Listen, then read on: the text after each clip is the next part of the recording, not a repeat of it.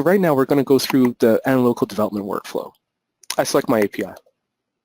And once I select the API, the reference data above, since I've entered in this data set before, will contain the NMR, such as the carbon or proton data set, and the MS.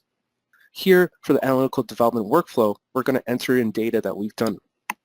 I select the API again, and I attach the LCMS to this stage.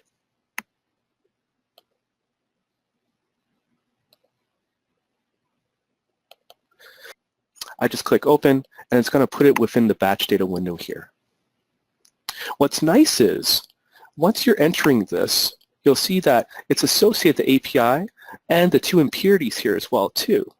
But if you're doing any type of carryover conversions or you're looking at specific impurities and their purge and fate, you may not want to select every impurity that you have in every step or every stage. You can unselect that with the check mark or checkbox as well in the front.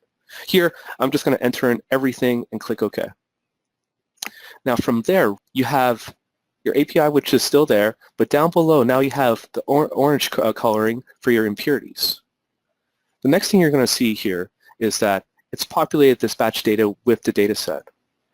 And within this data set, if I select any impurity, it goes and shows that blue triangle. So it's dynamically moving to that chromatogram peak and showing the MS of interest, all the way down to both impurities. So let's go back again.